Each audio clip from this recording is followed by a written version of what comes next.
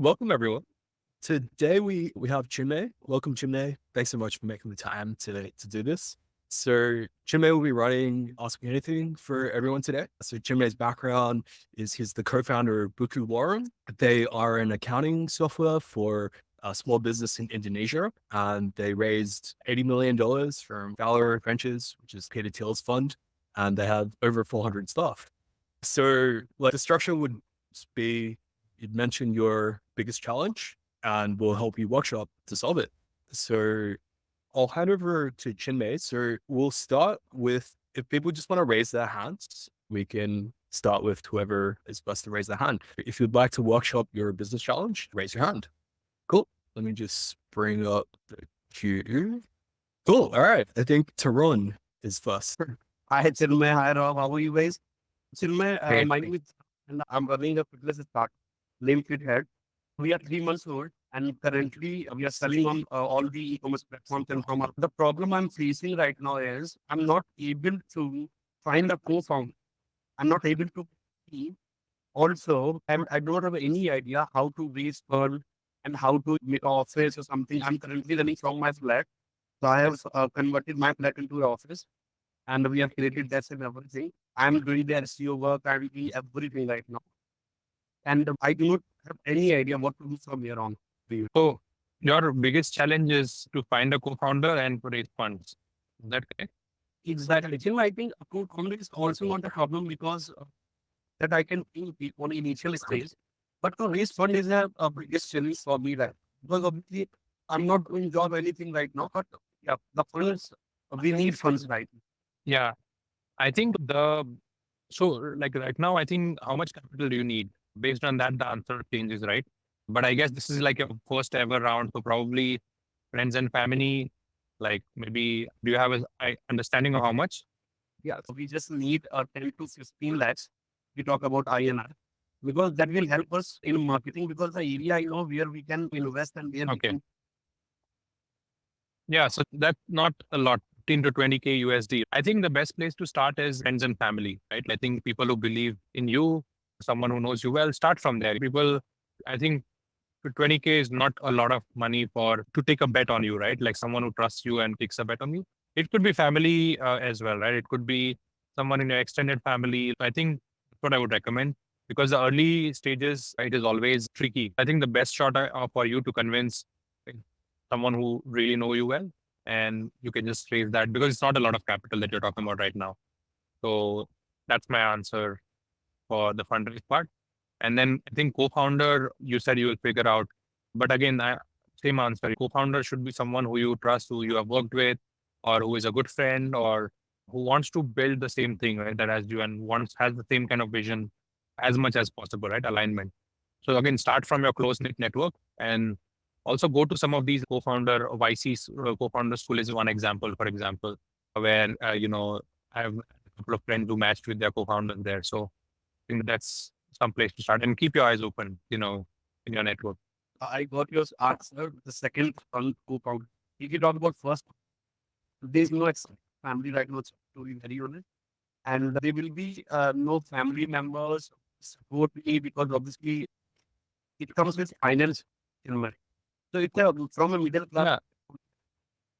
So what about your ex-colleagues or Colleagues are also really in the like because I was into sales in the beginning of my career. So this career is like people earn a lot of money, but obviously there are people there are a job is and everything.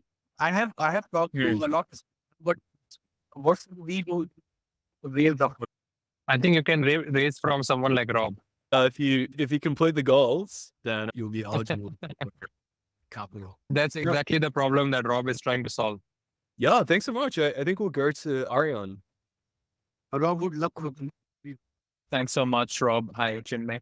So basically, I give you a little quick brief upon what my startup is about. It is basically an aggregator with it is in the sporting ecosystem. It's an aggregator that brings coaches together and it's a marketplace for coaches, venues, and other academies and stuff. So my question is actually fairly simple. Since you've been working in Indonesia and places like India, Indonesia, usually the Asian market is a low ticket arena because we are completely bootstrapped. we actually have a good revenue of upwards of $250,000. But the issue is that our runaway is also are not adjusting pretty well compared to what the ticket is. So we are actually at 4 to 5 months of runaway. And with each Mm. month, our expenses are actually increasing because we are increasing in number of participants. We're increasing, everything is increasing. All our expenditure is increasing, be it customer sales, be it regular tech stuff and everything. But there's an increase there. ROAS are also negative at the moment. The good thing is that the LTV is high, but at the moment we are actually running into an issue. So for you during your initial stages, because I know that the market that you were also in is also low ticket arena. So how do you combat that initial challenge? I think we were in a different kind of space and different kind of environment as well, macroeconomic environment as well. So we had raised a ton of capital. So we didn't have that pressure to monetize. One option here for you is you have 250K in revenue, you have some product that is going, there is some traction.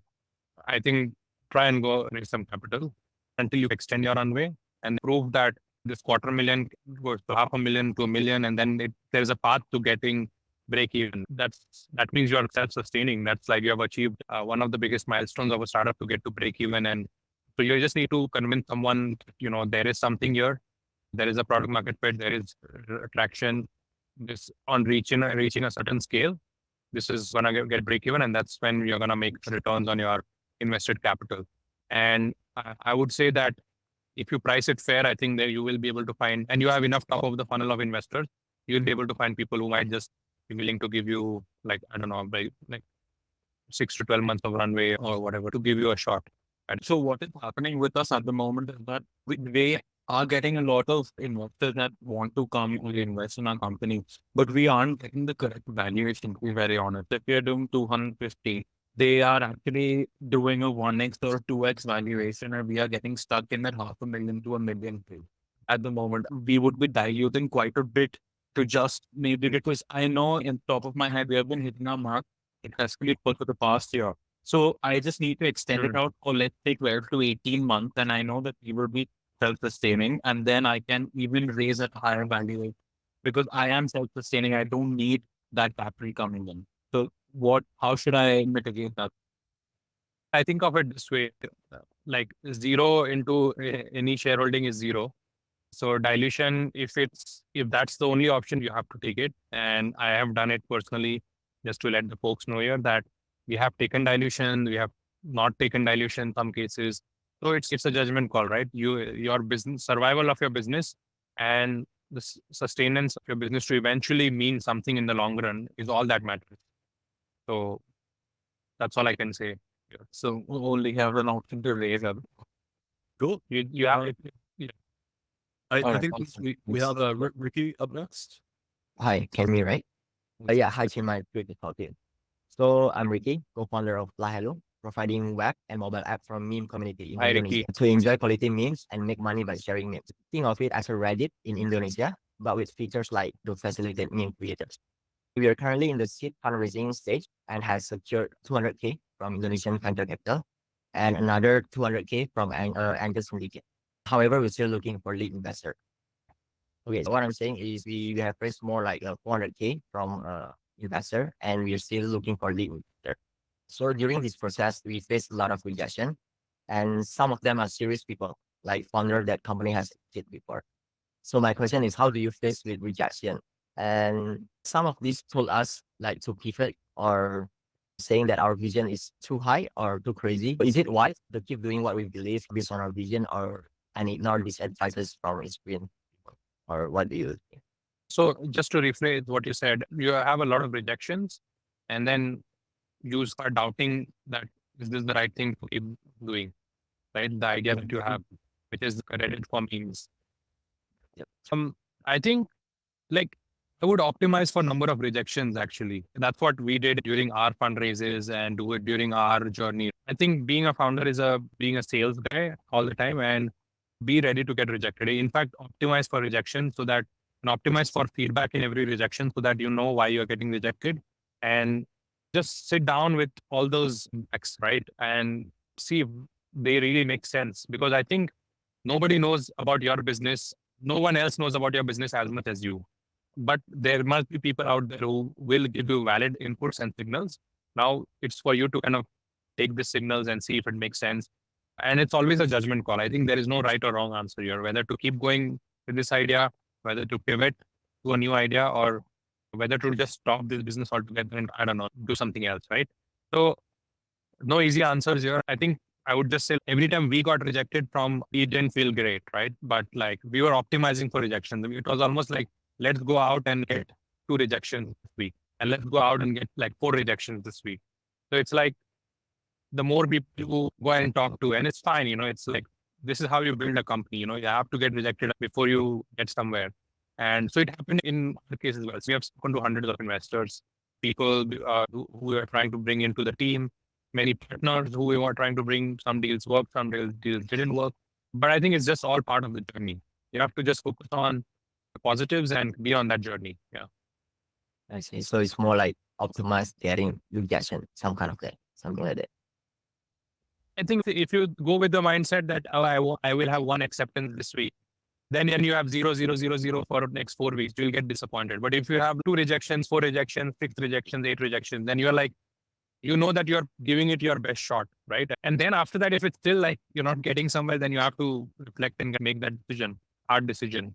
But at least that you're out there talking to enough people and getting enough signals on why you are getting rejected instead of just trying to get an acceptance. So in terms of this kind of advices from these people that already experienced, so it's more whether we, for example, because I have one co-founder too, and we discuss about this thing and stuff, like whether what we're doing is fine or whether we're gonna pivot, something like that. I think from what you say, it's best to, there's no right or wrong, whether what we choose and just.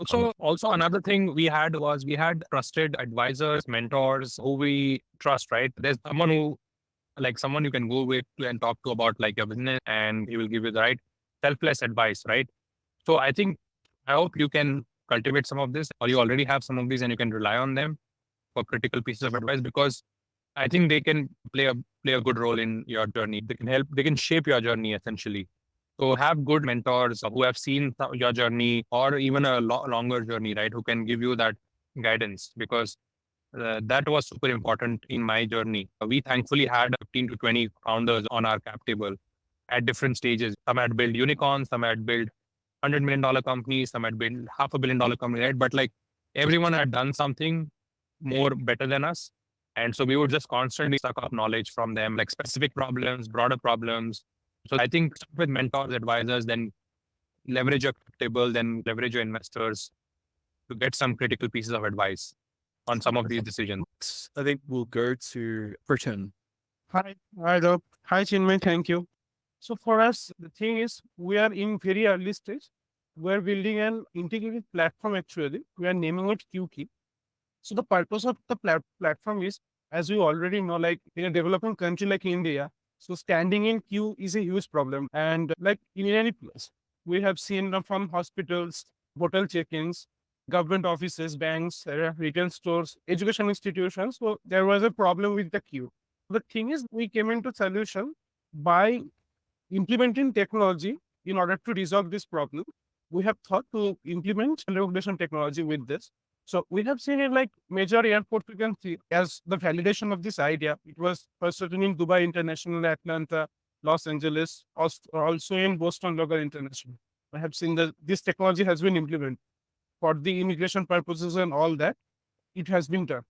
We have started doing all it into an app where user is submitting his data there. And it is in very early stage. We are almost 60% done with it.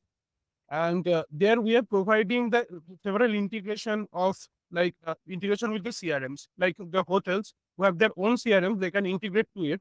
So it will work seamlessly there. And also for the banks, if anyone wants to open their account. So again, the authentication process. And with the Indian government, there is the API where we can fetch the PAN cards and Aadhaar card, as we know. So that is actually the whole concept is here. It is very basic, but the thing we can do everything in software.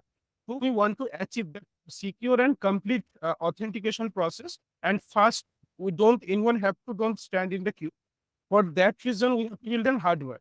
But for that, we need some kind of maybe fund or some kind of grant in order to build that hardware at first. Our goal will be started whenever we will be able to build that hardware. So our thing is in software process, we're almost, because we're testing with the various face models and all those things. So we're 60% done with the software, but the hardware is the main thing. And we're completely bootstrapped now. The idea is just 2.5 months old. Me and my co-founder have already joined Emmanuel. We are working with this. Rob also gave so much insights on this to how to identify a problem and solve these things.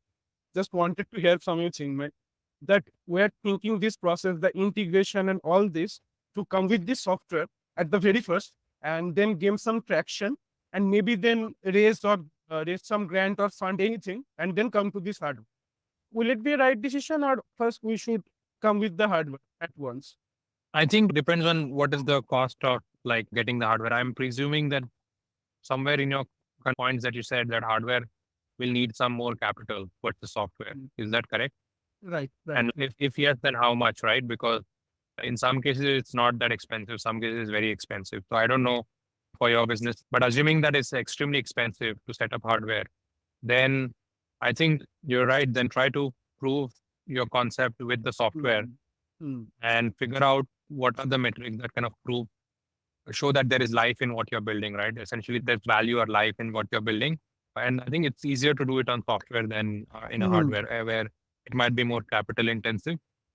And then again, that becomes your story, right? That, okay, I have already brought it till this point, software wise. And now, okay, I need like for this part of the business. And this is the revenue that we're going to generate if we have hardware, right? And here's the traction that we have already generated through software. So I think like the more.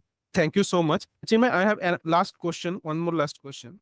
So do we think if once we gain some traction with the software, or maybe the downloads and the traction and all those things, and get some clients who are interested, will there be a chance that soon we can, how much is the chance as per your experience that we can raise an capital at that time? I need to know a little bit more about your business, which might not be possible in this call, but without knowing that, it's hard to say what's your probability of raising capital, right? And also depends on how much capital, right? Because if it's a small check like 10, 20, 30K, 50K, and if that gets you far, I think you have a good chance at raising that. But if it's 50K, 500K, a million, then I think you have to figure out, break it down into kind of further, right? So that you could get to that journey where you prove that you have already reached certain milestones and now you are ready to raise that capital. Thank you, Chinmay, for your answer. Next up, we have Abhay. Hello, Chinmay. I am an experienced professional working across and building businesses and revenue channels for a lot of bootstrap and serial funded organizations. I have been looking to incubate one of the individual idea, which is from healthcare and PaaS industry altogether. The problem that I'm majorly facing is that I do have some connects, right, with technical folks, and the entire platform as a service channel is dependent upon the technological stack. I'm not looking to dilute my equity altogether in the initial period, but I'm not able to raise something, right, similarly to 55 or 60 CR in the angel investment altogether. So I'm not sure how to go about that, if you can advise me. You need 50, that's $8 million. No, $7 million. Yeah. So the product that we are this is like your first round. What's the traction? So it's an incubation stage. The product, what we are trying to create, is going to compete almost with the quick commerce giants in India as well and outside India. It is also going to compete with FMCG as well at the same point of time. So it is going to compete with both the sectors simultaneously. It's a broader idea, so I think might not be able to discuss it, but the requirement is that we can create a platform which requires a huge integration of artificial intelligence and majorly requiring, right, the entire stack team from the UI UX designers to the backend front end channels, AI individuals, then data scientists. I tried reaching out to a lot of folks that I was in connect with in last 6 to 7 years of my journey across in US and India. The kind of equity that they want me to dilute is quite huge. I think we haven't even raised any angel investment. So yeah, that's where we are getting stuck altogether. Okay. But why don't you then try to break it down into smaller raises? So we tried getting some. So also you have to reduce the scope. I think your scope is too large. If you need $7 million to build your, again, without knowing your business and commenting, but I'm assuming that this is like your first round first product. If you need Yeah. $7 million to build, I think that, yeah, unless you come with something very incredible and I don't know, someone buys into that story, then maybe you can get lucky. But I think it's just harder to justify, especially in this kind of macroeconomic environment where it's not, the capital is not cheap. So why don't you just break it down and show milestone and then go and raise more capital? So the way we did it in our journey, just specifically to Buku Warung, was it was raised 300K first, then we raised 2 million, then we raised another 5 million, then we raised another 10 million, and then we raised another 60 million. It's like kind of got staggered over time because we kept reaching some of the milestones and growth milestones that we had promised. And also the the macroeconomic plays a big role. But we raised in a bad time as well. We raised in a good time as well. So what I'm saying is that you have to break it down. Your scope can't be so large. You need 7 million.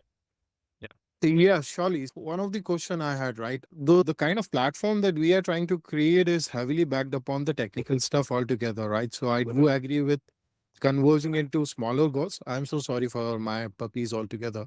But while you mentioned, right, that you were able to cap it down to multiple milestones, have you started getting attrition of consumers as well?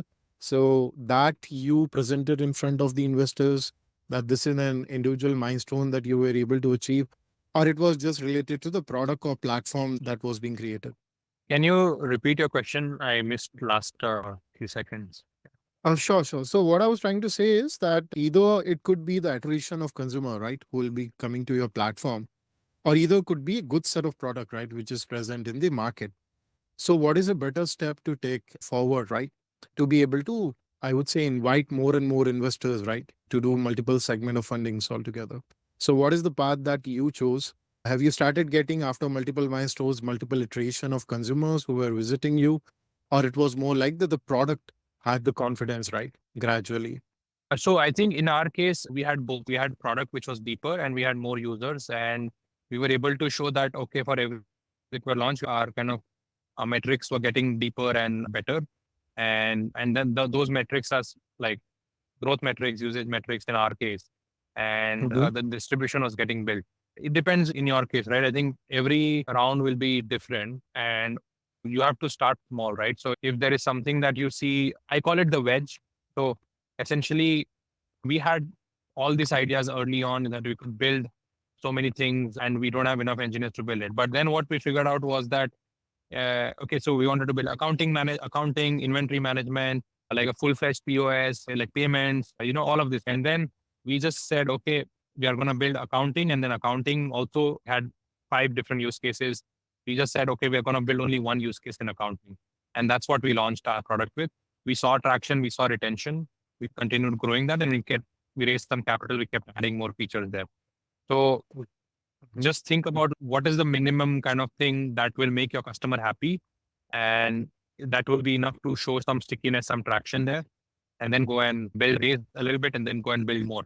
And then do the same all over again. Got it. Got it, Chinmay. As the funnel, right, of angel. I think I'm just conscious of time. I might go to Breakout next. Yeah, Rohit. Yes. Okay. Hi, Chinmay. Hi, Rob. So I'm working on a health tech product. And question is basically threefolds. First question, is it a good idea to build a product for multiple geographies at one go? Because it's in health tech space. I have been talking to a couple of doctors because they probably they are one of the main users who are going to use this product.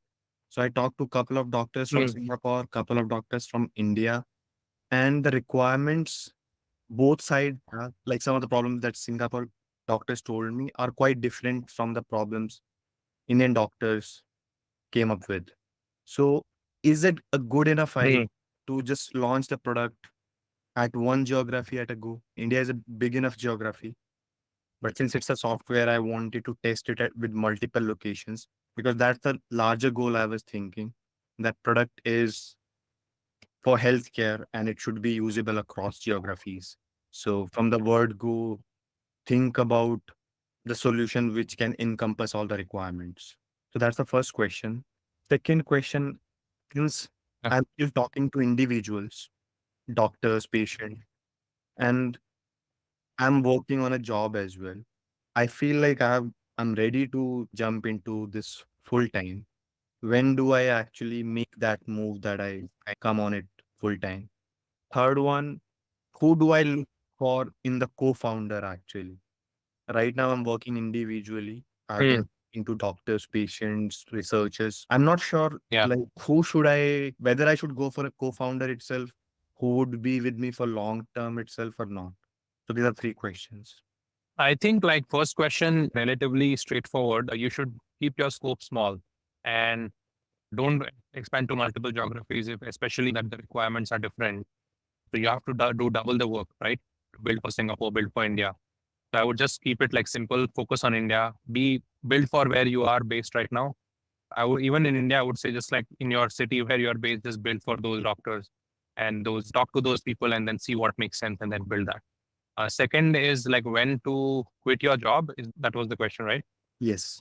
I think this is always a tricky one. I think you have to ask yourself, what risk are you taking? How long will you be okay to not have a job and continue to build the company? If the answer is that you can only do this for 6 months, and then you are really needing cash after that, right? You need to have to go back to work, or can you like sustain for? I think you have to. What I'm saying is that you have to give yourself a fair shot at building a company and making it well, right? Because you don't have overnight winners. You can't. Let's say you start building today, you might not see anything happen for or a year. Are you prepared for that and still ready to keep going without personal constraints, right? I would position it in a little bit working towards way where you ask yourself, can I sustain for like X number of years without a steady payroll? Enough to see that I've given this idea a fair shot and the like to make sure that this is something I've proven or disproven that this idea works or doesn't work, right? So essentially, that's what I that's what I would do. And also another angle to look at it is like conviction, right? How much conviction have you built? And so in my case, we basically I quit when I realized felt like there was enough of a problem space for us to build, which was to build in fintechs, payment, lending, and software for small merchants in Indonesia. Yeah. And the third question is co-founder. Always look for a long-term co-founder. There, there is no short-term co-founders. There are only short-term employees, and you don't even look for a short-term employee. Always look for, in early days, look for long-term employees who are aligned with your mission and vision. Okay, one more question if I can add on, Chinmay. I think we might just stick to one question. God. Next up, we got we're still India private limited. Okay, doing good there, and thank you so much for the opportunity here. I have three questions, and it's a little bit awkward, I would say, because what I'm going to say is a lot of millions and billions in idea skills. Anyhow, I'm working on a new concept called India's first long-term hotel. We already seen short-term hotels, right? Taj, Marriott. There are so many options. Even though we can find so many online platforms like Airbnb and all. But we never seen anything like who is dedicatedly providing for long term. There are short term hotels where we cannot stay there for long term, but there are no long term hotels in the market. But yeah, definitely we have hostels, PG, and co living. There are so many options. But when we go deeper, I traveled all over India. I research. And what is that? Even though I was also a local immigrant when I was staying.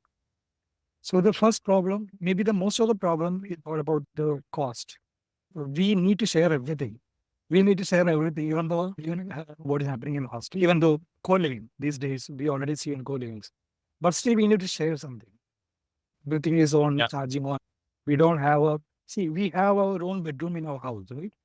But we don't have our own bedroom outside our house. What is the logic in that? Even though we have already seen Maruti Suzuki Alto having automatic gearbox. So anyhow, I am currently at the idea stage. When we go deeply, what we understand is that, I already researched about the other platforms like Zoho, Nestaway, Kovo. So what I come to understand, even though we work, what I come to understand is that these kind of platforms only having 13 years of maximum lifetime.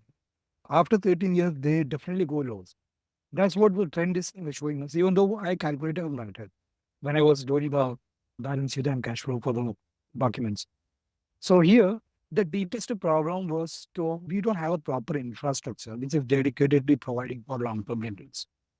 So again, I was started working on that, and we come with an idea where in a very limited area, for example, in 15,000 square feet, we can accommodate 500 customers, which will be compatible. It will be smart city compatible, like it is the future. It is sustainable. We are using steel fabrication, high friction, C channels, hanger bolts, all those stuff to construct the building. So we need to purchase the property, construct the building, and rent it out. So that is the problem that we are. We are not having any proper infrastructure in the market, and leasing is not an option. Like we already seen what happened with the leased companies. WeWork is one example. We already know that. There are so many examples. The only option is to solve this problem is to provide this infrastructure in the market and make a mobile application and do the things whatever other people do. In total, we need a maximum huge amount of $5.7 million in total. Purchasing property, constructing 85% of the total is going towards them. They keep the questions to under 20 seconds and maybe just get to your biggest challenge instead of Yeah. grand story of Yeah. what. I'm just giving an introduction to understand what we're doing. So here, the challenges that we are facing, everybody likes the idea. When we are connecting with the other people, everyone liked the idea. And I would say when we talk about the investment, it's a huge investment. $5.7 million is a huge investment. Somewhere 47 crores. But still, I'm getting positive response. For the past 3 months, I have continuously reaching out to so many investors, somewhere 2,000 investors, I would say. But yeah, last week onwards, like in last month, I had a due diligence going on, which is from Gurgaon. It's a Gurgaon-based company. It's a debt equity company, I would say.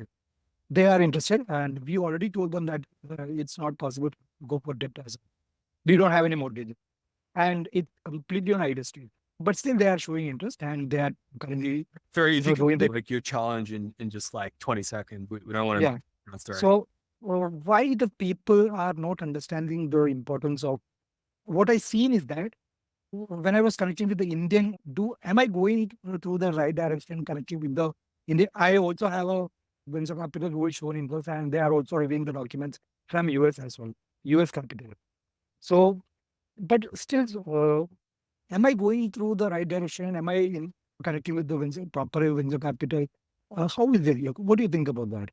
I think it's a very broad question. I'm not able to answer that for you, but like I would say that there will always be people who will talk to you and show interest. The question is whether they will either for customers, if they're not paying you, then they're not interested. Investors, if they're not funding you, then they're not interested.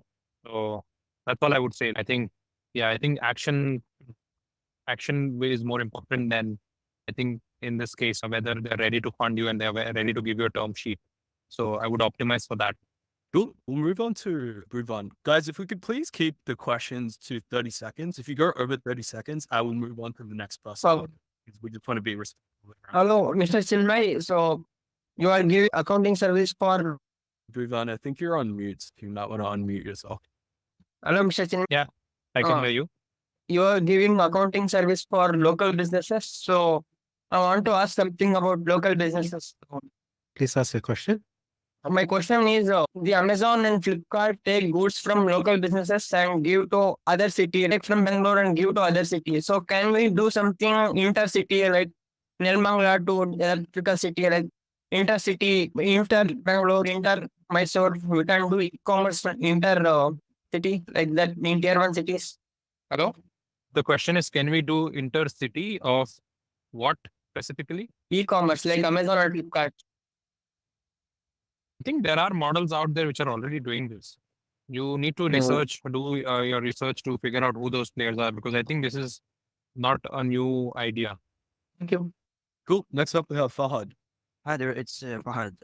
If you remember in the last AMA session, I discussed with you the AI blog creation project.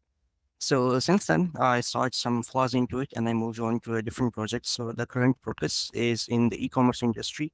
The idea is to build a product that makes the life of e-commerce sellers easier. Because I have had experience in e-commerce during my studies.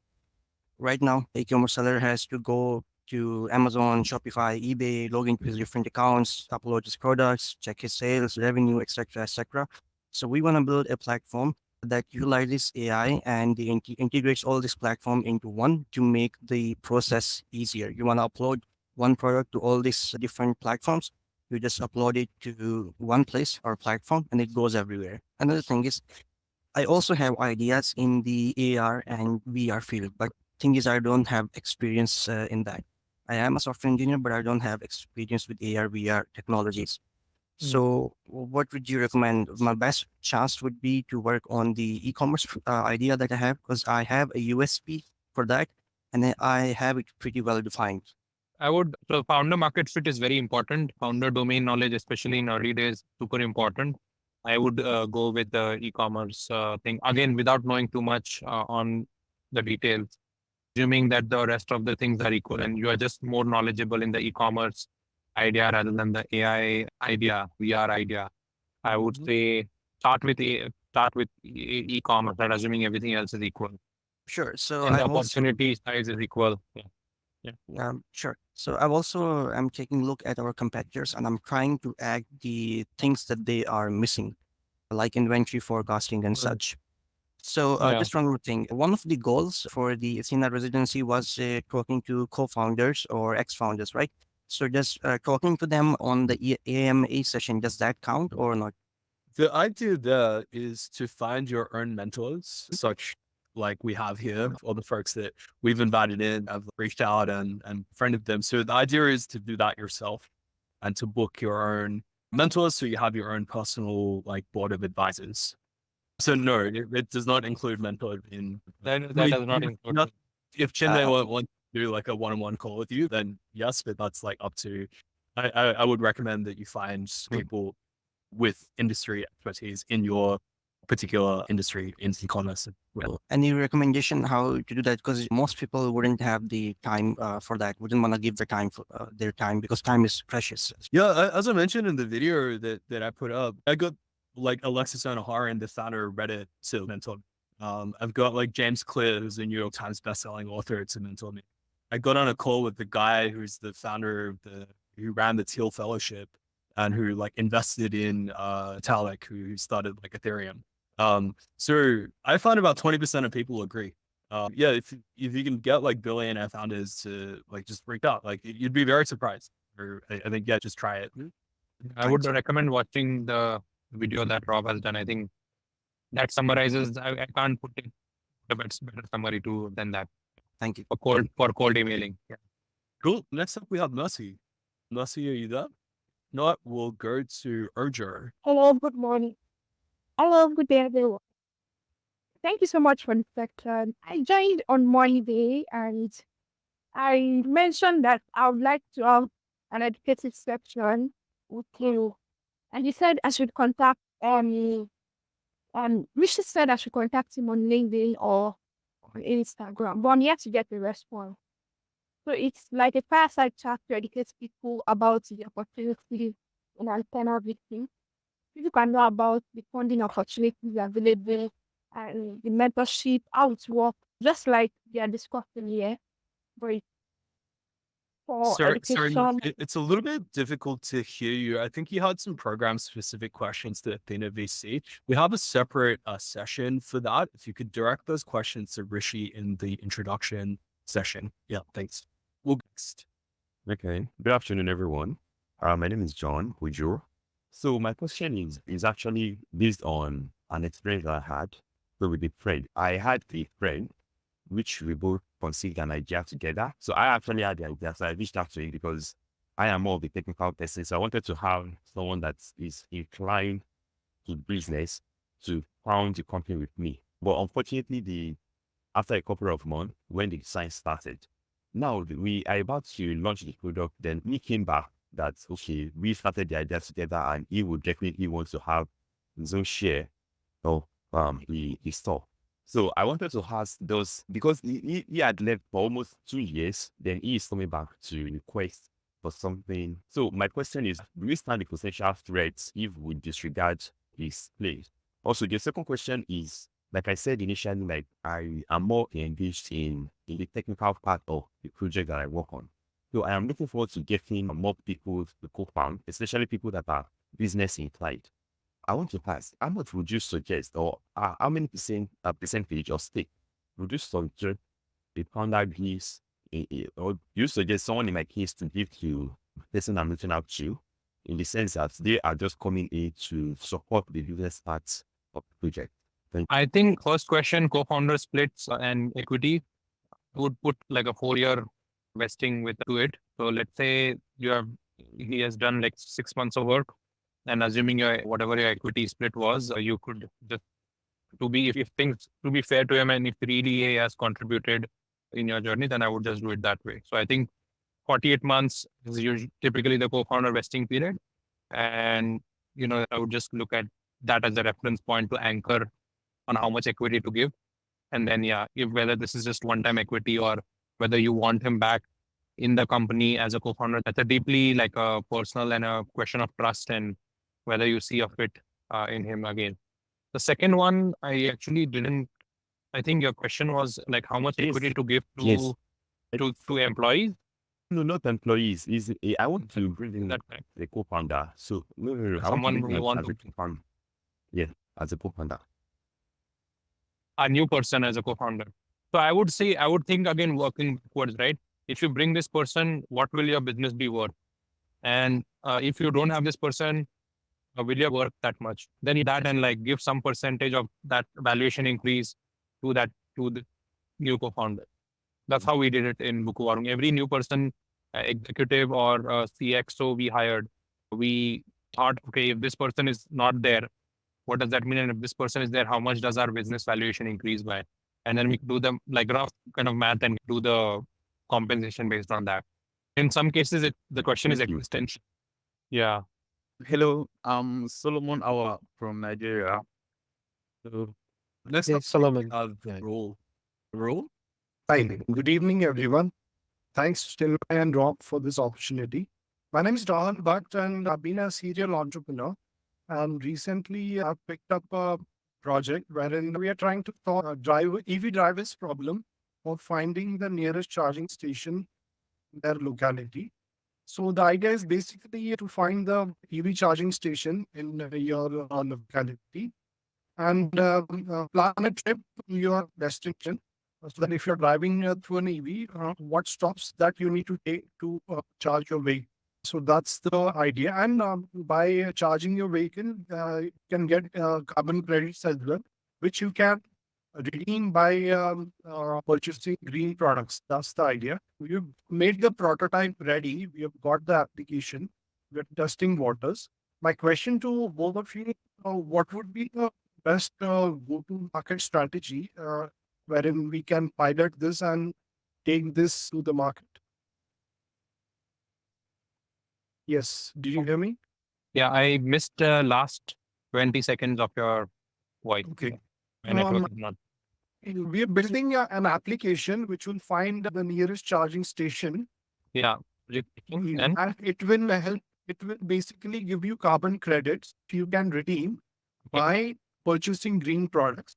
So it's a win-win situation for the charging point operators and for the EV drivers. Charging point operators can increase the utilization rate of their chargers, and EV drivers get vouchers and carbon credits that they can redeem and pay through this application. And there are many more things that we can do with this. So my question is, what would be the best go-to-market strategy for such type of application wherein we are trying to connect the EV drivers with the charging operators? Okay, got it. Yeah, I think for this, your best strategy is to partner with key players who already have distribution, EV, whether customers, whether charging points, whether just partner with them and distribute through them. Another option is just do digital marketing, just test out those ads and see if you are seeing uptake in terms of adoption.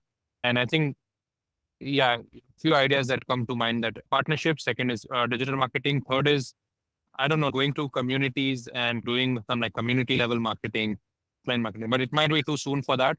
But if I was in your position, we did a lot of digital marketing early days. I would just do that, test it out, see if I'm seeing the good ROI on the spend. All right. Thanks for the input. I'm a product guy. I'm a solo founder. Two things there: finding a co-founder, and to do all of this, there is a significant capital required. Finding an investment. These two fronts that I'm struggling with. So that's it from me. All right. I think we're at time. Thanks so much, everyone. Yeah. Thanks so much, Chinmay, for making the time, mate. Thank you, Rob, for having me. I heard Bali was good. I'm flying over tomorrow, so I'll probably catch you there. I will see you. Thank you. So much, All right. mate. Thanks a lot, founders. All right, everyone. For the second half of the call, we're gonna do breakout rooms for like focus group discussions where you'll be placed in roughly like a group between 6 to 8 other founders. It's the same structure. The topic is what's your biggest challenge? And you guys can discuss, like share experiences, share learnings, try to give advice softly. Most advice is wrong. So if you do have an opinion, try to express it softly and try to talk about how something could work as opposed to talking about why it won't work. So think of ways that we can make it work or suggest ideas to, with that said, I'll hand over to Rishi, who will help everyone the breakout room. All right, guys. So I'll be putting you into breakout rooms of 6 to 8 people each. Give me a couple of minutes and set it up. So in the meantime, I did have a thought for, was it Raul who spoke last? My standard answer to everything is just study your competitor. So if you find other companies that have sold like carbon credits to environment conscious consumers where they are non-competitive, they're not selling like car, like maybe they're selling some other products to the same target audience, then simply just ask them for the specifics of how they did, whether it's paid ads, like Chinmay said, like performance ads, or whether it's SEO, whether it's channel partnerships. You could just ask and they will tell you very specifically what they did and you don't have to like reinvent the wheel. But that's pretty much what we did. Ask other people that sold to recruiters or sold to like salespeople. Understood. But Rob, this term called credit is mostly applied to companies. So the credits can be traded B2B and we are building something which is B2C. That's my question is how would that carbon credit can be transferred and cashed by an end user? There are surely companies that do carbon credits to consumers directly. I would just take a look on Crunchbase to see what companies do that. And then I'd reach out to the head of growth or the head of marketing or the founder and just be like, hey, I want to do the same thing, but I'm selling a different product. Would you mind sharing some advice? Right. The breakout rooms are ready. You should see a notification to join one. Meaning that free to join the breakout rooms, you can assign to, make note of the pointers, and see you back toward the end of the call. If anybody is having difficulties with joining a breakout room, do let me know.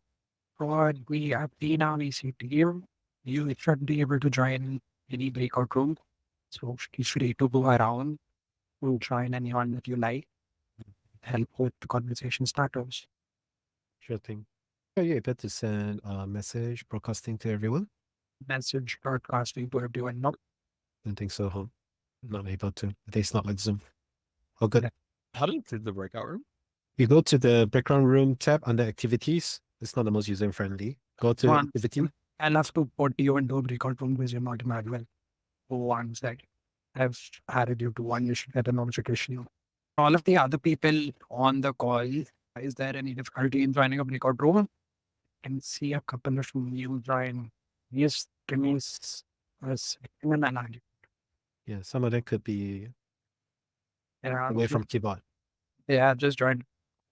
There's also just 3 people in the last group. So we will assign.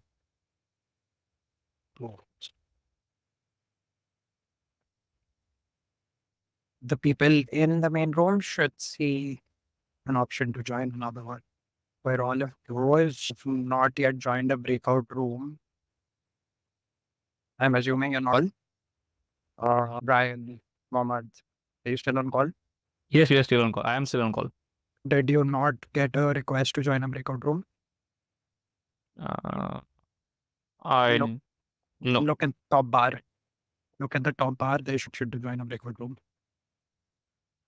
With the Athena VC program, so if you're successful, you get into the residency we have a chance to get funded around 10 to 20K, right? Something around that amount. I was wondering if that like amount is still negotiable or it's like a fixed thing for Tina. So Mostly it's a fixed thing, but in case more traction and you're looking for a higher funding amounts, we can discuss it when we do go through the funding procedure. okay. Yeah, I was just thinking because like I have one person on the team, and when we're thinking of if this is successful, like hiring an employee, kind of like an in-house, let's say, an engineer, but then just calculating the cost. If his salary is like $2,000 a month, a commitment of 24K a year. So I think that's why I was asking is having room to expand like with one or two people, but at the same time have runaways. Mostly we fixed on the amount that we're going to be offering, but in case a team member or people around that you need to add, those specifics can be discussed when we actually discuss the funding with. Got it. Okay. That makes sense. And has there been anybody who has successfully went through any batch of Athena VC? Not yet. This is relatively new for us. It's been a couple of months since we started this. So we're looking to expand, but not right now. Given that we're waiting on people to complete the tasks that we've asked them to start, we'll start handing out funds as well. Got it. Okay. I think that's all my question. Thanks, Rishi. Good. You should be assigned to a breakout room. Okay. Everybody else who's still in the main room, I'm gonna assume that you're not in the call. If you still are here, let me know. If not, I will move you out of the call. No, I'm here. Hi, but do you see a breakout room option on your screen? Yeah, I do. So is breakout room like we have to join, right? Yes. Okay. We are in a breakout section right now. Anybody else in the main room still here? This is Jitendra here. Yes. I just applied for this Akina VC, but I just wanted to know exactly about the whole of this event. What this event is exactly about. Have you had a chance to read the guidebook? No, I'm extremely sorry. I had 2 back-to-back meetings. I didn't get the chance. Cool. So please do that before you come up with questions because everything's already mentioned there. All right. Will you be joining a breakout room? Because I'm going to start sacking people who are not on call.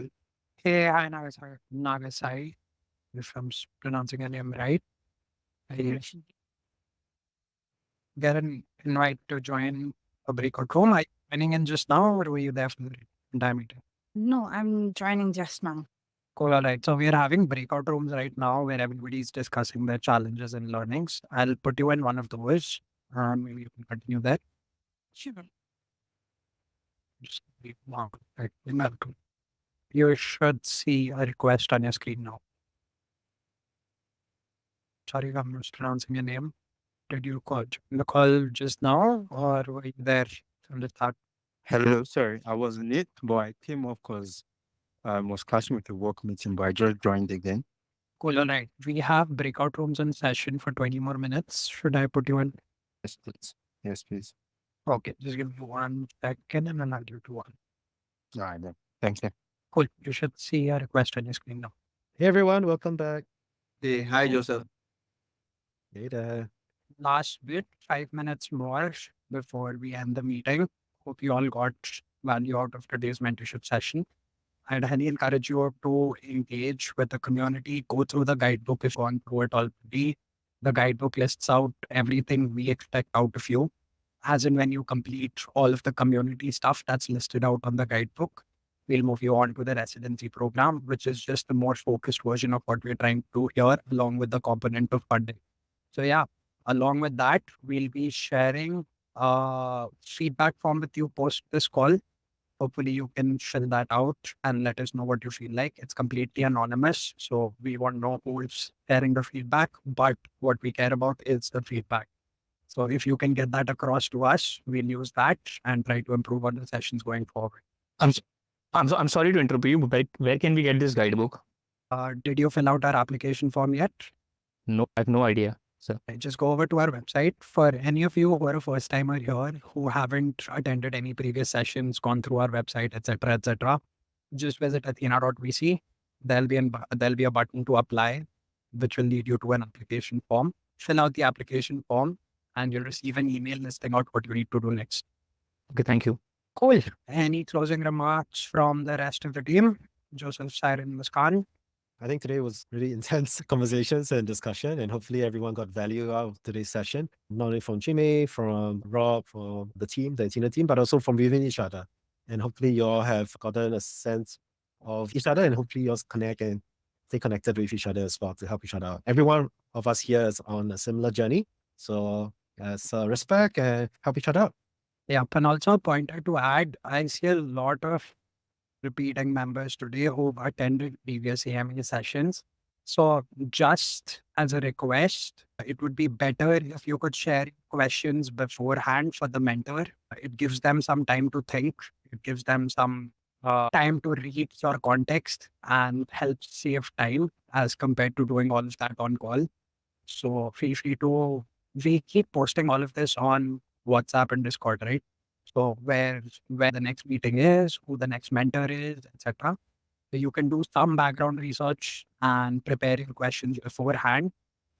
And I would suggest making use of the mentor's expertise, right? So there might be times where you have an expert who's an expert in fundraising. So you ask them questions related to fund. Might be industry specific mentors who are experts in their industry. So try and figure out things about their industry and ask questions that they can help answer. Just one request, try to do this beforehand, not think on the call if you want well thought out and searched answers. Yep. And if you missed the previous sessions, don't worry. I will drop in a link. Go or watch, there's a YouTube playlist that we have uploaded of all the previous calls. So if there are questions around like crafting pitch decks, getting funding, getting investors, how to hire, how to delegate, when to get funding, when to build, how to build in public, why is it important, how to launch, how to sell your product, how to make a 10x better product. The answers are all in those calls as well. There's more than 7 hours of call, 8 hours of content. Cool. So coming to an end for this 2-hour long mentorship plus focus group session. Thank you so much, all of you, for attending. We hope to see you guys again next week and also in the community with your questions throughout the rest of the week. Before you guys go, I have just one last request. Could everybody please turn on their cameras so that I could get a picture of all of you? I'd like to feature you on our website. That's a possibility. Please turn on your cameras, show your faces, and we'll put you up on our website. More marketing for you. Just waiting 5 more seconds for everybody to turn on their camera. I am hiding everyone who are not turning on their cameras. Cool. All right. Everybody give me a wave. Yeah, a wave and a smile, please. Awesome. All right. Thanks so much, guys. Everyone. Thanks, everyone. Have a good one. Bye-bye. Yeah. Bye-bye. Bye. Thank you, everyone. Cool. We'll drop off well. Bye-bye, guys.